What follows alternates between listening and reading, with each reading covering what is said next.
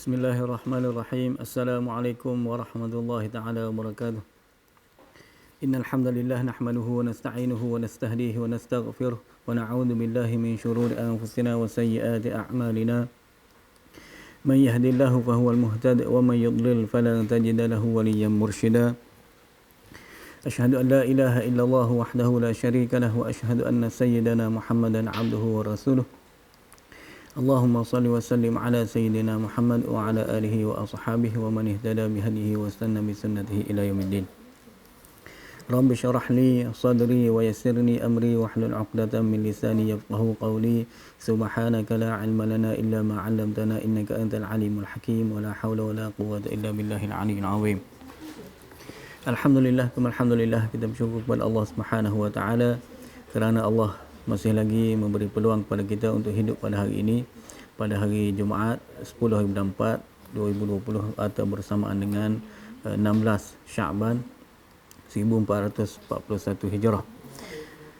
Alhamdulillah, kita walaupun kita berada di rumah musim PKP, tapi hari ini hari Jumaat, jangan kita, walaupun kita bagi yang lelaki tidak ada solat Jumaat, tapi jangan kita abaikan, jangan kita tinggalkan sunnah-sunnah Rasulullah sallallahu alaihi wasallam pada hari Jumaat. Antaranya kita memperbanyakkan berselawat pada baginda sallallahu alaihi wasallam. Mudah-mudahan kita di akhirat nanti dapat syafaat daripada baginda. Dan juga kita jangan lupa untuk membaca surah Al-Kahfi pada hari ini. InsyaAllah pada kesempatan tengah hari ini saya nak berkongsi dengan tuan-tuan disebabkan beberapa slot sahaja, jadi saya ini bukan pengajian, bukan kuliah bersiri. Jadi sebagaimana yang sebelum ni, saya nak memperkenalkan satu kitab pengenalan secara ringkas. Kita akan masuk, kita kenal dan juga masuk tengok beberapa isi-isi penting berkenaan dengan kitab. Kitab ini, kitab Penawar Bagi Hati. Kitab yang asalnya dalam tulisan Jawi lama. Kitab ini, kitab Penawar Bagi Hati, merupakan satu kitab yang sangat terkenal, sangat familiar di negara kita, diajar hampir seluruh masjid dan surau. Kitab boleh dikatakan sebagai asas dalam ilmu tazkiyatun nafs ataupun ilmu tasawuf. Kitab ini Penawar Bagi Hati, karangan Syekh Abdul Qadir bin Abdul Muttalib Al-Mandili. Sebagaimana yang kita dah perkenalkan, mungkin yang belum dengar lagi, saya perkenalkan sekali lagi. Syekh Abdul Qadir bin Abdul Muttalib Al-Mandili merupakan orang Indonesia, dilahirkan di sana, di wilayah, di kampung Sigalanggang, Sumatera Selatan. Kemudian Syekh belajar di sekolah di Belanda, dilahirkan pada tahun 1910 Masihi. Kemudian Syekh selepas belajar di sekolah Belanda di sana, Syekh meneruskan pengajian, datang ke negara kita Malaysia untuk belajar di beberapa buah pondok di Kedah. Ada 3 buah pondok yang Syekh belajar, yang terakhirnya dengan Pak Cuhim di Pondok Titi Gajah. Sebelum tu di Pendang, kemudian Pondok Titi Gajah. Belajar dan mengajar di pondok ni selama 10 tahun. Kemudian Syekh nak belajar lagi, sambung belajar lagi, pergi belajar dengan abang Pak Cuhim, iaitu Pak Da Ali yang ataupun Syekh Wan Ismail Abdul Qadir yang berada di Masjidil Haram di Makkah Al-Mukarramah. Pergi belajar di sana, dan Syekh Abdul Qadir ni sangat tekun sampai boleh mengajar di Masjidil Haram. Dia belajar dengan ramai syekh-syekh di sana. Kemudian beliau Syekh Abdul Qadir diterima untuk jadi sebagai salah seorang guru lah di Masjidil Haram di Makkah Al-Mukarramah. Syekh Abdul Qadir Al-Mandili, antara kelebihannya dia sepanjang 30 tahun berada di Makkah Al-Mukarramah. Syekh banyak menulis dan mengarang kitab. Antaranya ada 24 buah kitab yang ditulis dikarang oleh beliau. Merangkumi pelbagai bidang. Ada dalam bidang usuluddin, fiqh, politik, pendidikan, perundangan dan juga akhlak. Yang familiar di negara kita yang terkenalnya ialah yang ni, kitab Penawar Bagi Hati, kemudian kitab Aqidah, Perisai Bagi Sekalian Mukallaf, kemudian risalah pokok Qadiani, Sinar Matahari Buat Penyuluh Kesilapan Abu Bakar Al-Asy'ari, Senjata Tok Haji dan Tok Lebay, dan banyak lagi lah. Antara murid beliau, murid kepada Syekh Abdul Qadir ni ialah pengasas Pondok Sungai Durian, iaitu Tuan Guru Haji Abdul Rahman, yang merupakan ayah kepada Syekhuna, ayah kepada Dr. Abdul Basit bin Abdul Rahman. Dan Dr. Abdul Basit merupakan pentahqiq. Kalau tuan-tuan dapatkan kitab ataupun buku ni, keluaran PTS Publishing House, ditahqiq oleh Syekhuna Dr. Abdul Basit Abdul Rahman, ditahqiq dari sudut hadis-hadis. Jadi dalam kitab Penawar Bagi Hati ini, ilmu tazkiyatun nafs ataupun ilmu tasawuf, banyak bersandarkan kepada ayat-ayat Al-Quran dan juga hadis-hadis Nabi SAW. Ini menyangkal dakwaan sesetengah pihak mengatakan kita nak kenal Allah ataupun kita nak menyucikan hati ini. Ada saya dengar baru ni, ada seorang haji, dia pergi berceramah di sekitar Lembah Kelang. Dia kata nak kenal Allah, nak betul-betul kenal Allah ni bukan melalui Al-Quran. Tidak ada, kita tak boleh kenal Allah melalui Al-Quran. Tidak ada ayat-ayat yang ajar bagaimana nak kenal Allah. Itu ni satu kenyataan yang sangat menyimpang. Jadi harap yang mengajar ni bertaubat. Semua ilmu datang daripada Al-Quran dan Al-Hadis, ilmu-ilmu agama. Kalau kata nak kenal Allah bukan melalui Al-Quran, maka jelas-jelas dia sudah menyimpang daripada ajaran Islam. Jadi dalam kitab ini, Syekh Abdul Qadir semuanya berpandukan kepada ayat-ayat Al-Quran dan juga hadis-hadis Nabi SAW. Kita masuk kitab ini, kitab Penawar Bagi Hati. Di dalam kitab ini, insya-Allah kita akan baca sebagaimana biasa kata pengantar dan juga muqaddimah daripada musannif, daripada Syekh Abdul Qadir. Isi ataupun kandungan kitab Penawar Bagi Hati, mula-mula sekali Syekh Abdul Qadir bawa membentangkan berkenaan dengan 7 anggota, iaitu mata, telinga, lidah, perut, farash atau kemaluan dan juga tangan dan kaki. Di dalam penjelasan kepada 7 anggota ni, kenapa Syekh Abdul Qadir membawa cerita berkenaan dengan 7 anggota? Sebab di setiap bab cerita berkenaan dengan 7 anggota ni, Syekh Abdul Qadir menjelaskan kepada kita berkenaan dengan penyakit-penyakit. Mula-mula sekali Syekh Abdul Qadir cerita berkenaan dengan faedah ataupun fungsi 7 anggota ni dari sudut dunia dan juga fungsi ataupun faedah yang kita dapat melalui 7 anggota dari sudut akhirat, yang kita buat di dunia dan manfaatnya kita dapat di akhirat.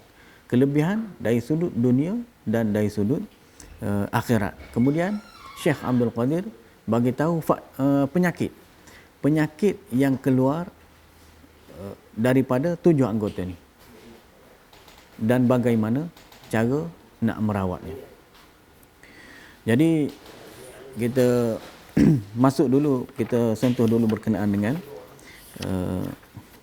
kata pengantar dan juga pendahuluan daripada muqaddimah daripada al-musannif. Sebelum tu kita tengok berkenaan kita perhatikan dulu kata-kata pentahqiq iaitu Syekhuna Dr. Abdul Basit bin Abdul Rahman ataupun Dr. Abu Anas Madani.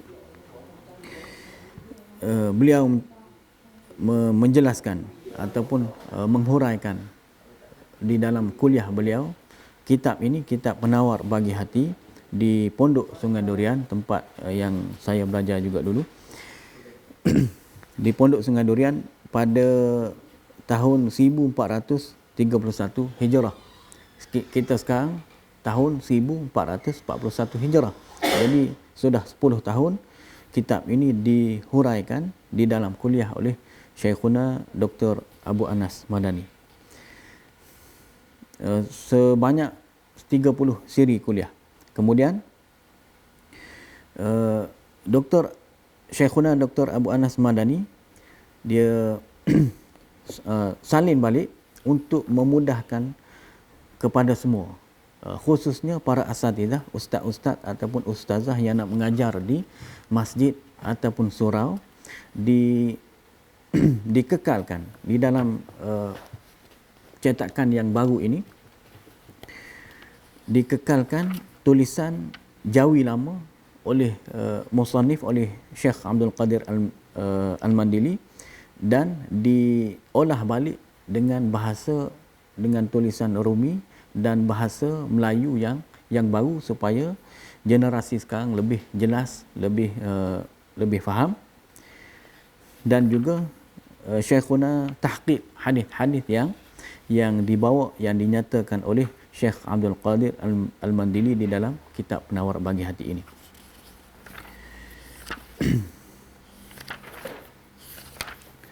Seterusnya kita masuk berkenaan bermula dengan kata pengantar daripada Syekh Abdul Qadir Al-Mandili rahimahullah.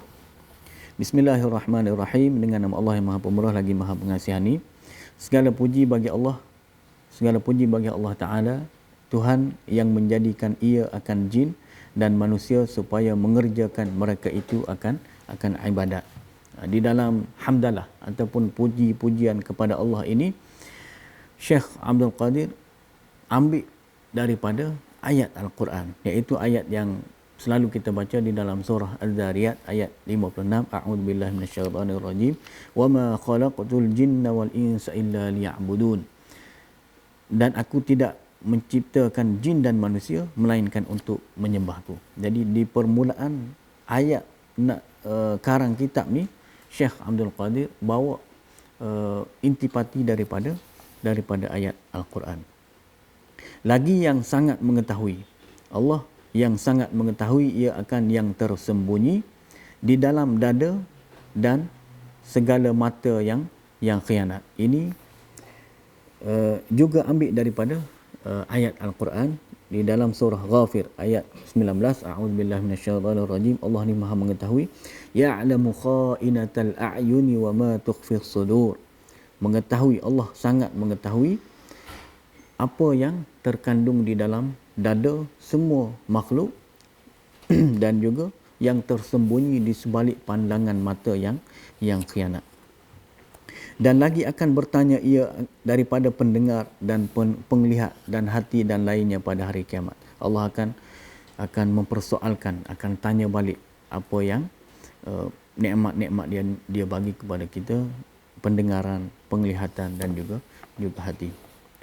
Dan selawat dan salam adalah keduanya bagi Nabi yang dibangkitkan kepada sekalian alam kerana rahmat. Ini juga ambil daripada ayat Al-Quran, surah Al-Anbiya ayat 107, a'udzubillahi minasyaitonirrajim, wa ma arsalnaka illa rahmatan lil alamin. Dan tidaklah kami mengutuskan engkau wahai Muhammad, wahai Rasulullah, melainkan menjadi rahmat bagi sekalian alam.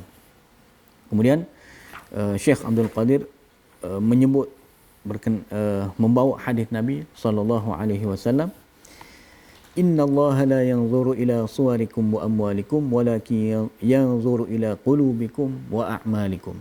Hadis ini hadis yang diriwayatkan oleh Abu Hurairah di dalam yang dihimpunkan oleh Imam Muslim di dalam Sahih Muslim. Sesungguhnya Allah tidak melihat kepada rupa paras dan harta kamu, tetapi Dia melihat kepada hati dan amalan kamu. Jadi kitab ni lebih menjurus kepada ilmu tasawuf. Ulama ataupun generasi pada kurun yang kedua. Pada kurun yang kedua hijrah, pada masa ni generasi masa kurun yang kedua ni, ramai yang mula cenderung kepada dunia. Jadi orang-orang ataupun kelompok-kelompok yang mementingkan, yang mengutamakan ibadah, menamakan diri mereka sebagai kelompok as-sufi. Itulah permulaan timbulnya gelaran tasawuf ataupun sufi.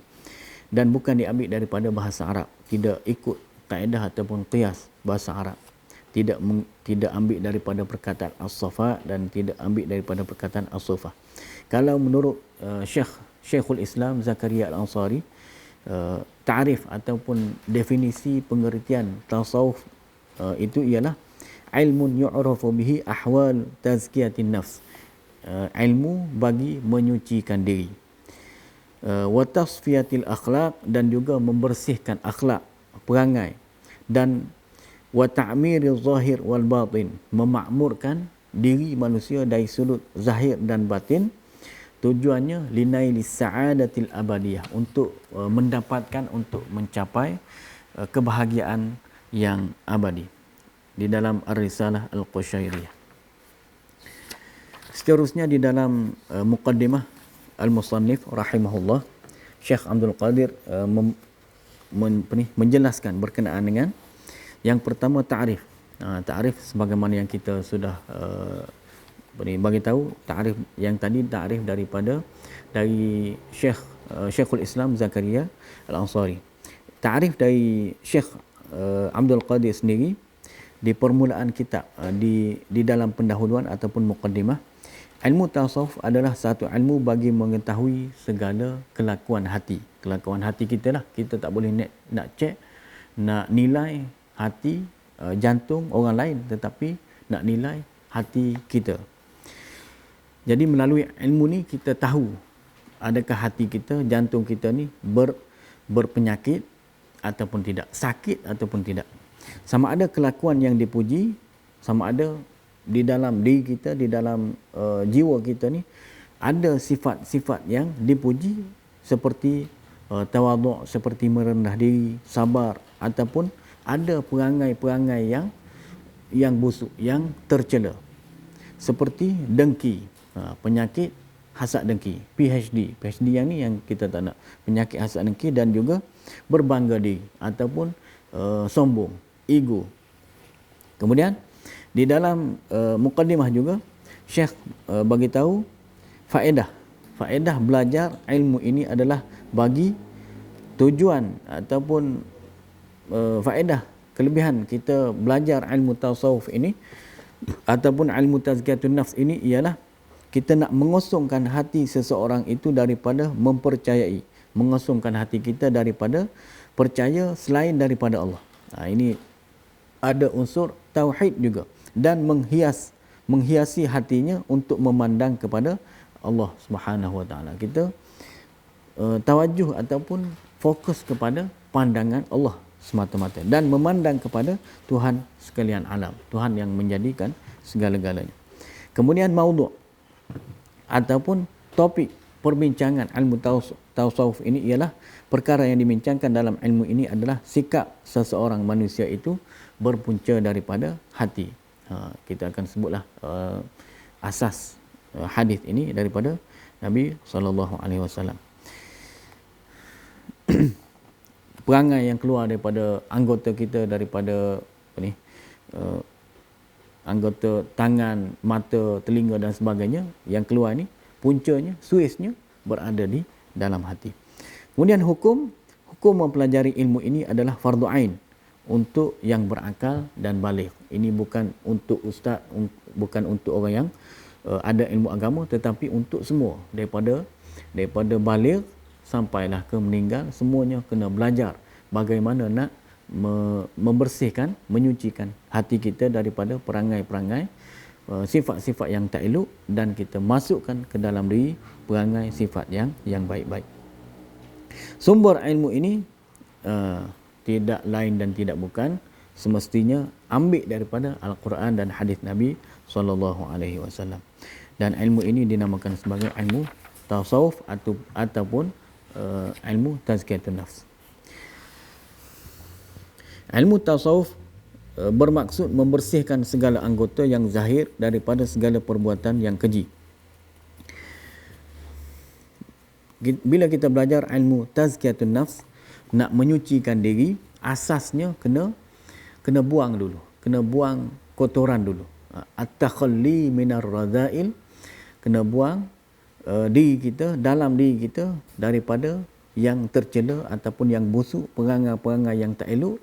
Kemudian baru at-tahalli bil hamidah. Kemudian baru ambil serap masuk sifat-sifat yang baik. Ia bertujuan untuk menghasilkan hati yang bersih daripada sifat tercela.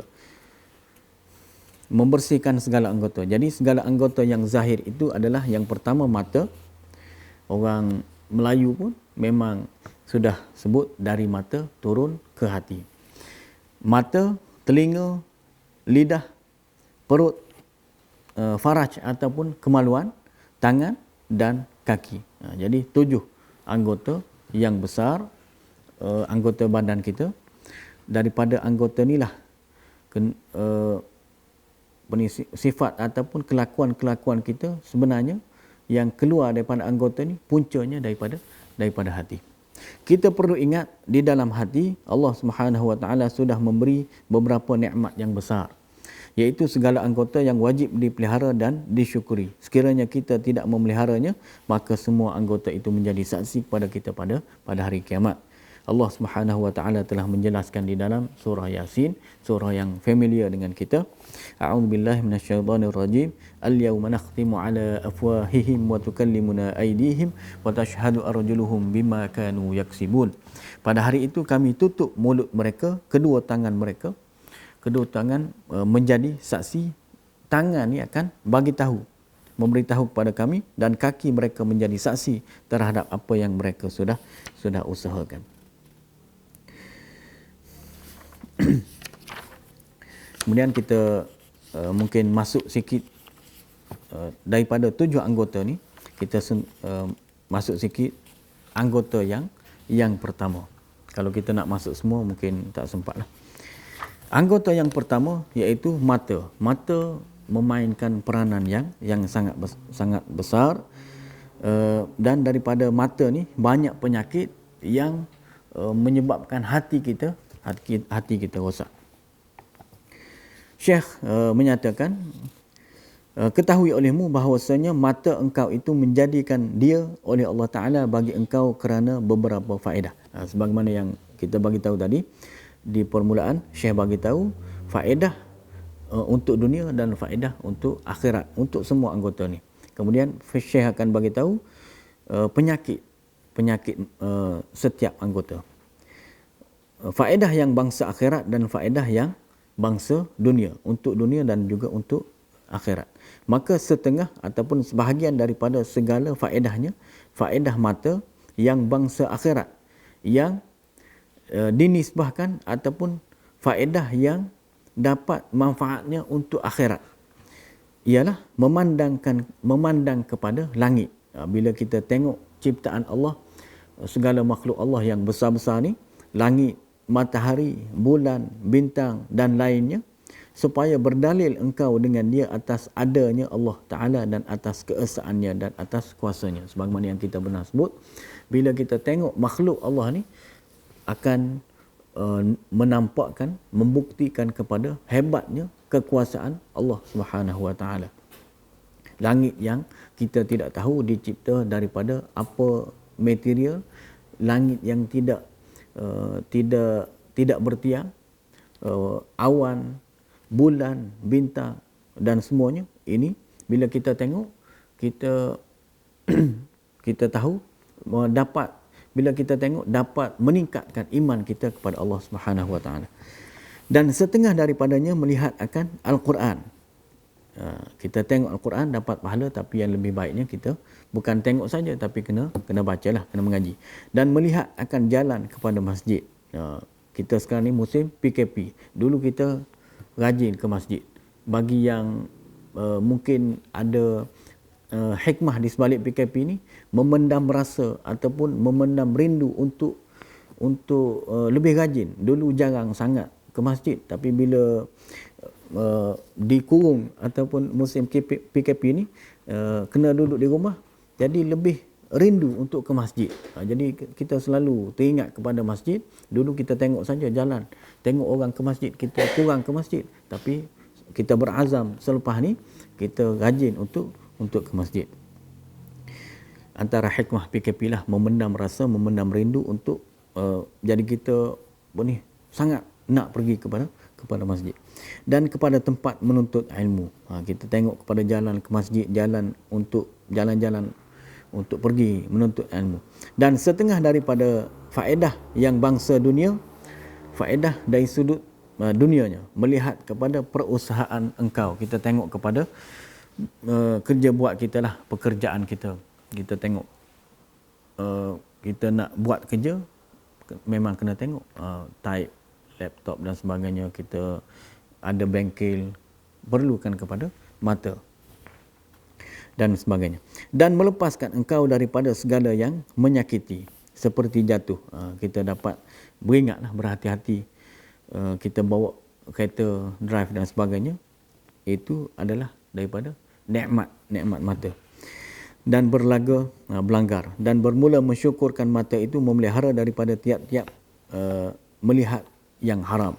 Ini kita sebutlah musim PKP ni, di samping banyak kelas-kelas kuliah-kuliah online, yang virus yang lebih teruk daripada COVID-19 ialah virus pornografi. Tengok kepada benda-benda yang cerita, video-video yang lucah ataupun gambar-gambar itu sendiri. Jadi kita kena jaga diri kita, keluarga kita, anak-anak dan pasangan kita jangan terlibat dengan menonton, tengok kepada bahan-bahan pornografi ataupun bahan lucah ni. Benda-benda yang haram. Walaupun duduk di rumah, banyak lagi benda lain yang bermanfaat, berfaedah selain daripada yang ni. Tengok kepada anak, isteri kita, suami kita, tengok kepada apa yang kita boleh buat, tengok aktiviti yang kita boleh buat bersama dengan anak-anak, tengok kepada baca buku, baca kitab dan sebagainya, buat kerja-kerja dan sebagainya. Kita sibukkan diri kita, jangan sekali-kali terlibat ataupun buka video-video ataupun bahan-bahan pornografi. Kemudian dinyatakan, kita sebut secara ringkas, penyakit mata ni ialah tengok kepada yang haram, termasuk yang tadilah. Kena jaga, antaranya Allah telah menjelaskan di dalam surah An-Nur, a'udzubillahi minasyaitonirrajim, qul lil mu'minina yaghuddu min absarihim wa yahfazu furujahum dzalika azka lahum. Katakanlah wahai Rasulullah kepada orang-orang lelaki yang beriman, supaya mereka menyekat pandangan mereka daripada memandang yang haram dan memelihara kehormatan mereka. Yang demikian itu lebih suci bagi mereka. Kemudian kita masuk secara ringkaslah anggota yang kedua, iaitu telinga. Telinga ni Allah cipta ada dua, di sebelah kanan dan di sebelah kiri. Sebagaimana yang tadi Syekh sebut, bangsa ataupun faedah untuk dunia dan faedah untuk akhirat. Faedah untuk akhirat ialah kita mendengar. Kalau kita tak mengaji pun, kita dengar Al-Quran, kita dengar hadis-hadis Nabi SAW, dengar ilmu-ilmu yang memberi manfaat kepada kita. Faedah ataupun faedah yang kita dapat dari sudut dunia, kita dengar orang bercakap, kita dengar pasangan kita, anak-anak kita bercakap dan sebagainya. Dan penyakit ataupun perkara yang kita perlu elak daripada mendengar ialah jangan kita dengar orang mengumpat, dan kita dengar orang yang buat provokasi ataupun melaga-lagakan di antara dua pihak. ataupun dengar perkataan yang tidak baik, dengar perkataan yang bid'ah, ataupun dengar orang bergaduh, kecuali kalau kita dengar tu untuk kita menyatukan, memperbaikkan. Dengar suara perempuan, lebih-lebih lagi musim sekarang ni kita banyak dengar wal'iyadzubillah, ada apps sekarang ni, apps TikTok, itu kita dengar suara-suara yang tak baik lah. Jadi jauhilah. Bagi yang menganjurkan game TikTok ini, itu permainan ataupun game yang sia-sia lah, lebih membawa kepada dosa. Dan juga mendengar perkakas permainan muzik, ini juga kalau kita suka dengar muzik, jadi kita kurangkan, lama-lama kita tinggalkan yang muzik. Sebab muzik ni diharamkan. Kalau ikut pendapat 4 imam mazhab, semuanya mengharamkan alat-alat muzik, mendengar muzik.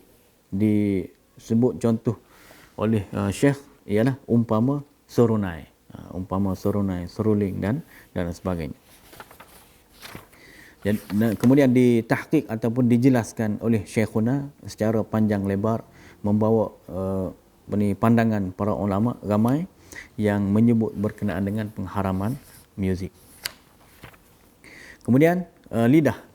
Lidah ni lebih banyak penyakit ataupun dosa yang dibuat melalui lidah. Faedah dari sudut akhirat yang dapat kita dapat pahalanya di akhirat ialah Allah ciptakan lidah untuk kita ni, untuk kita membaca Al-Quran, membaca hadis-hadis Nabi SAW, membaca zikir-zikir, bagi menyampaikan ilmu pengetahuan, suruh perkara yang baik, amar ma'ruf, dan juga kita melarang daripada kemungkaran, fahsya, nahi mungkar, dan kita bagi nasihat kepada manusia, dan juga kita mendamaikan orang yang bergaduh, orang yang berbalah. Itu faedah yang dinisbahkan kepada akhirat. Kemudian dosa yang keluar daripada lidah ni, yang pertama ialah berbohong, berdusta, menipu. Menipu ni sangat ramai. Lebih-lebih lagi akhir zaman ni, kita bagaikan boleh kira dengan jari berapa orang yang tidak menipu. Orang yang berpengaruh ke tak berpengaruh ke, semuanya terlibat dalam pembohongan, menipu, semuanya menipu. Jadi sangat kurang orang yang amanah, orang yang tidak menipu pada akhir zaman ni. Wal'iyadzubillah, kita bertaubat. Kalau kita selalu menipu, kita bertaubat, jangan menipu dah. Menipu itu satu dosa yang besar. Kemudian yang kedua, dosa yang keluar daripada lidah ni ialah mengumpat. Kalau biasanya dengan lidah, tapi sekarang ni mengumpat melalui jari-jari, mengumpat di dalam grup, di dalam Facebook, di dalam grup WhatsApp. Wal'iyadzubillah. Kemudian dosa yang keluar melalui lidah lagi ialah menyalahi janji tetapi tidak tepati. Dan Nabi sudah bagi ancaman, tidak menepati janji ini ialah salah satu tanda orang munafik. Jadi kita kena jauhi, tinggalkan. Kalau kita tak yakin kita boleh tepati, jangan berjanji. Kemudian berbantah ataupun berdebat. Berbantah yang sia-sia. Kalau kita buat penjelasan supaya tidak tersebarnya bid'ah, tersebarnya kemungkaran, khurafat, kita menjelaskan itu bukan termasuk di dalam yang ni, bukan berdebat. Kalau sentiasa suka berdebat, sentiasa nak menjatuhkan orang, nak menyatakan bahawa dia selalu benar, itu yang patut kita jauhi. Yang lebih baiknya, kalau kita nak mencari kebenaran ni di antara dua pihak, ialah kita berdiskusi ataupun bermuzakarah, bukan berdebat. bukan berbantah-bantah. Kemudian kita masuk anggota yang seterusnya ialah anggota perut. Mungkin perut. Di dalam musim PKP ni ramai duk share resipi-resipi lah. Hari ni buat masak apa, esok masak apa. Jadi kalau kita belajar ilmu tasawuf ni, kita akan kurang makan, kurang membesarkan perut. Jadi bagi siapa sajalah yang termasuk di dalam orang yang maju ke depan, kita cubalah kurangkan banyak lapar lebih daripada kenyang. Kelebihan perut untuk tujuan akhirat ialah bagi bantuan kepada badan. Apabila masuknya makanan ke dalam perut kita, akan dapat menguatkan badan kita untuk yang utamanya untuk beribadat. Maka dengan sihatnya perut dan segala anggota dalaman, jantung, limpa, paru-paru dan usus dan sebagainya, mencegah pelbagai penyakit dan membolehkan kita dapat beribadat, menunaikan ibadat dengan sempurna. Kalau kita sakit perut, sesak nafas dan sebagainya, itu menyukarkan, akan membantutkan, menjejaskan ibadat kita. Dan mensyukuri nikmat perut ini perlu bermula dengan memeliharanya daripada makanan yang haram dan syubhat. Untuk diri kita, untuk keluarga kita, jangan sekali-kali kita bawa makanan ataupun hasil duit kita tu hasil daripada yang haram dan juga yang syubhat. Jadi kita jaga perut kita untuk kerana 3 perkara. Yang pertama, kerana takut seksaan api neraka. Yang kedua, kita tak nak tumbuh di dalam makanan masuk dalam perut, kemudian jadi darah daging, tumbuh daging kita ni daripada sesuatu yang haram, yang menyebabkan kita masuk ke dalam neraka, wal'iyadzubillah. Dan kita takut, kita jaga perut kita ni, yang kedua sebab makan makanan yang haram tu akan menyebabkan kita tidak diberi hidayah untuk buat ibadat. Kita tahu hari ni kena perbanyakkan selawat, tapi disebabkan diri kita ni banyak, di dalam diri kita banyak daripada sumber yang haram, menyebabkan kita tidak diberi taufik untuk buat. Kita tahu baca surah Al-Kahfi, sunnah pada hari Jumaat baca surah Al-Kahfi, tapi kita tidak diberi hidayah, tidak diberi petunjuk, taufik untuk mengaji, untuk baca. Itu yang kita takut. Puncanya daripada makanan yang haram. Kemudian yang kita kena jaga lagi perut kita, sebab makan makanan haram ni menyebabkan kita tak nak terlibat di dalam kerja-kerja kebajikan. Sama juga. Jadi kita duk nampak buat kerja-kerja kebajikan ni buat penat je. Jadi malas untuk buat kerja-kerja kebajikan.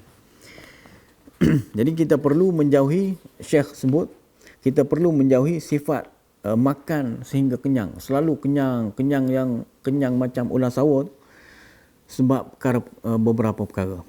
Kita tak boleh terlalu kenyang, bahkan makan sehingga kenyang sebab beberapa perkara. Yang pertama, bila kenyang ni menyebabkan kerasnya hati. Kerasnya hati kita daripada nak terima nasihat orang. Kerasnya hati kita nak dengar kuliah-kuliah, nak dengar sesuatu yang bermanfaat, nak dengar mengaji dan sebagainya. Kemudian membawa kepada anggota badan kepada sia-sia dan kejahatan. Menyebabkan kebinasaan kepada kecerdikan dan kepintaran. Jadi orang yang selalu kenyang ni kurang sedikit kecerdikan. Lapar, sebaliknya lapar ni boleh menyebabkan otak kita lebih berfungsi. Kalau kenyang ni jadi malas, otak pun malas berfikir. Kalau lapar ni jadi otak lebih cerdas. Dan kenyang juga menyebabkan sedikitnya beribadah. Jadi bila makan terlalu kenyang, jadi nak solat contohnya, jadi mengah untuk solat. Menjadi tidak selesa dalam beribadat. Dan makan banyak ni juga menyebabkan merumitkan hati dan badan kita bagi mencarinya, menyediakannya dan memakannya sehingga menyebabkan kemudaratan. Jadi disebabkan terlalu nakkan kepada kenyang, nak bersedapan, merasai kelazatan makanan dan sebagainya, menyebabkan banyak masa diperuntukkan untuk proses makanan ni, untuk memasak dan sebagainya. Banyak masa berada di dapur. Itu tak boleh lah. Walaupun kita sekarang duduk di rumah banyak, tapi jangan kita banyak masa berada di dapur. Duk sibuk pasal makan. Kena sibuk benda lain. Musim PKP ni bukan selain daripada bahan-bahan asas keperluan rumah yang ramai orang duk beli di Shopee, tetapi yang peliknya alas dapur pun, alas tempat pijak kaki tu pun habis. Banyak orang beli, menunjukkan bahawa rakyat kita, rakyat Malaysia ni banyak masa berada di dapur. Jadi bila banyak masa berada di dapur, banyak masa untuk proses makanan, jadi menyebabkan kurang masa untuk beribadat, kurang masa untuk ilmu dan sebagainya. Kemudian beberapa anggota lagi, kemaluan tangan dan juga kaki.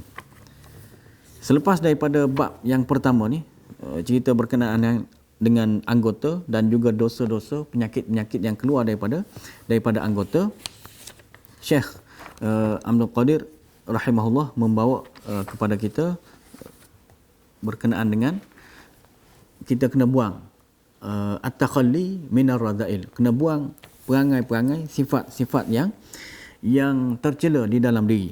Dan sebelum tu Syekh bagi tahu yang disebut qalbu, yang kita sebut qalbu tu diterjemahkan dulu dengan hati. Sebenarnya yang lebih tepat ialah qalbu ni merujuk kepada jantung, tapi bukan jantung yang fizikal, bukan yang boleh kita tengok jantung ni, tetapi jantung yang bersifat rohani, yang kita tak boleh nak teropong tengok.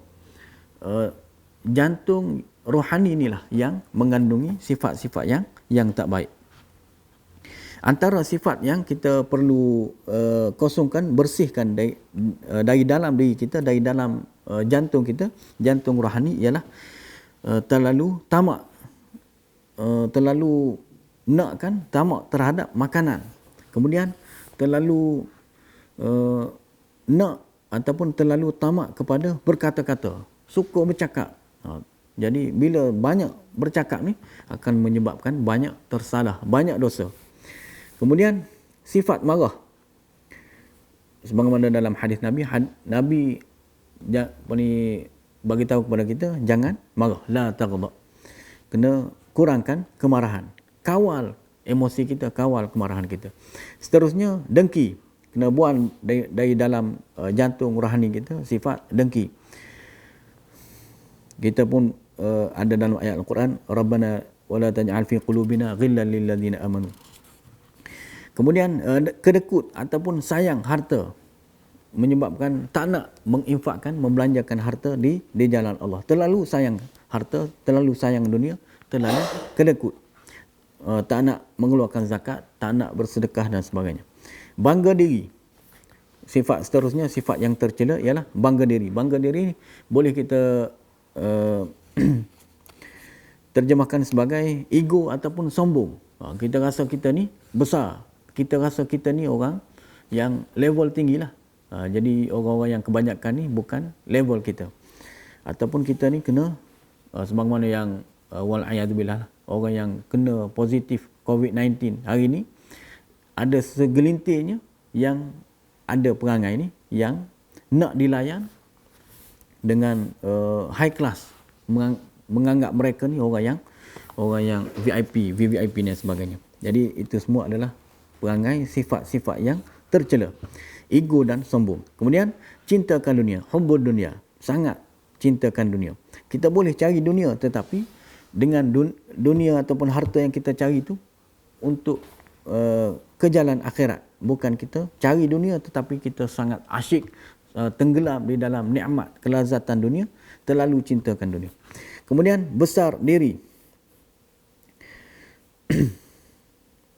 besar diri juga ego, rasa dirinya lebih hebat. Dan ujub ni rasa diri lebih baik daripada orang lain, lebih baik dari sudut ibadat, lebih baik dari sudut ilmu, lebih tinggi ilmu, lebih suci diri, lebih baiklah. Asasnya merasakan diri ni lebih baik, lebih banyak pahalanya, lebih kurang dosanya berbanding orang lain. Ini juga adalah sifat yang tercela. Kemudian riak. Riak ni buat satu amalan, tak kira amalan amalan baiklah, lebih kita fokus kepada amalan yang baik, buat kerana orang. Bila buat sesuatu yang baik, tunjuk pada orang. Up di status, up di Facebook dan sebagainya. Nak tunjuk pada orang supaya orang tengok, orang puji kita. Kalau kita tunjuk untuk tunjuk yang tidak berlebih-lebihan untuk memotivasikan orang lain, itu boleh. Tetapi jangan kita tunjuk untuk orang puji kita. Itu adalah riak. Melakukan satu amalan yang baik tetapi nak tunjuk pada orang, nak mendapatkan pujian ataupun nak mendapatkan pandangan orang, supaya orang pandang dia. Kemudian bila kita dapat belajar berkenaan dengan sifat-sifat yang tercela ni, kita buang semuanya daripada diri kita, daripada jantung hati kita, kita masukkan dengan sifat-sifat yang terpuji. Syekh pun memasukkan kepada kita 10 sifat yang terpuji, dimulakan dengan yang pertama, iaitu taubat. Dengan adanya perangai-perangai sifat-sifat yang tercela, 10 sifat yang tercela tadi yang disebutkan tadi, kalau ada, kita mulakan dengan taubat dulu. Kita bertaubat. Asasnya taubat ni 3 perkara yang utama, iaitu kita menyesal. Kita menyesal adanya perangai-perangai yang tak baik, perangai-perangai yang tercela. Kemudian kita berhenti, tinggal. Kita menyesal, kita tinggalkan. Kita buang perangai sifat yang tercela tadi. Dan yang ketiga, kita berazam untuk tidak ada dah. Bila kita buang dah perangai tadi, kita jauhkan daripada diri kita, daripada terlibat ada unsur-unsur yang tak baik tadi, sifat yang tercela di dalam diri kita. Mula-mula taubat, kemudian sifat-sifat yang dipuji ni, takut kepada Allah. Takut yang bukan kita takut kepada binatang buas, takut daripada binatang buas ni, takut kepada binatang buas ni kita lari. Tapi bila kita takut kepada Allah, kita semakin hampir dengan Allah. Itu kita banyaklah tidak sempat kita sebut bagaimana takut kepada Allah.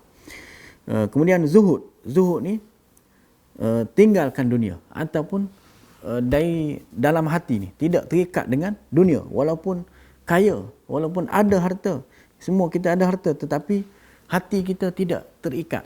Kita tidak di dalam beribadat, kita tidak ingat kepada harta kita, kita tidak ingat kepada keduniaan. Kemudian sabar menanggung musibah, sabar di atas bala musibah yang kita terima, sabar di atas ujian, sabar meninggalkan maksiat, sabar di atas mengerjakan amalan ketaatan dan sebagainya. Kemudian syukur. Syukur ni kehidupan orang beriman ni yang utamanya di antara sabar dan syukur. Bersyukur di atas terlalu banyak nikmat yang Allah bagi kepada kita. Walaupun banyak kita minta dengan Allah, tetapi banyak nikmat yang Allah bagi kepada kita yang kita tidak minta pun Allah bagi. Kena bersyukur semuanya dengan banyak benda lah, melalui tindakan kita, melalui lidah kita, syukur, terima kasih kepada Allah. Kemudian ikhlas, sifat yang terpuji seterusnya ialah ikhlas. Ikhlas ni semata-mata kita buat amalan baik, ibadat dan sebagainya semata-mata kerana Allah Subhanahu wa taala, bukan kerana orang lain. Ini lawan kepada perangai-perangai yang tercela tadi. Lawan kepada riak, lawan kepada ujub, lawan kepada besar bangga diri dan sebagainya. Kemudian tawakal. Tawakal ni ada 2, iaitu berusaha dan berserah diri kepada Allah. Bukan serah semata-mata, tetapi ada kita mengambil jalan asbab, mengambil jalan sebab-sebabnya. Berserah kepada Allah dengan mengambil jalan sebab. Kemudian kasih kepada Allah. Kita sayang kepada Allah, mengutamakan Allah berbanding yang lain. Kemudian redha dengan qada, ar-ridha bil qada.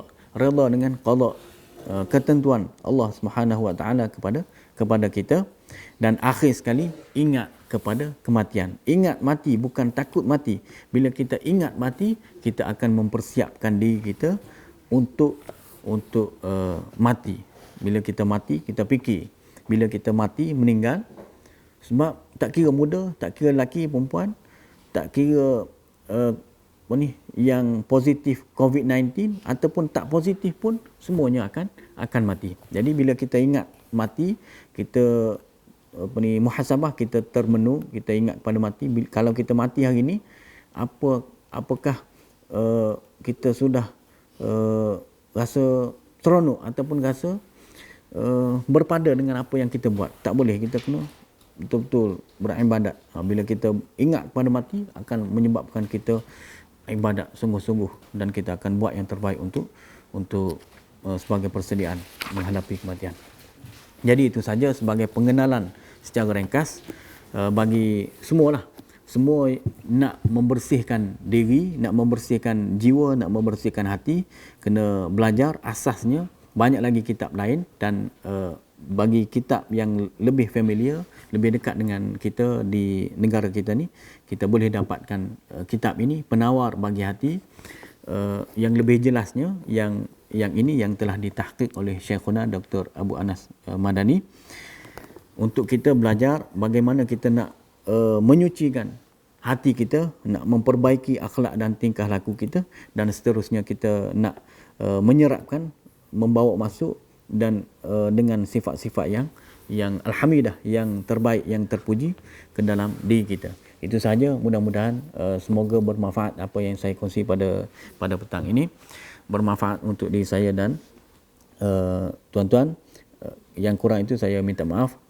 Seterusnya stay at home, kita terus berada di rumah, patuhi PKP ini, patuhi arahan daripada kerajaan, dan saya mengucapkan terima kasih kepada Perlis Mengaji dan semua kru Jaib dan juga kru Perlis Mengaji. Aqul qawli hadza wa astaghfirullahal azim li wa lakum. Wassalamualaikum warahmatullahi taala wabarakatuh.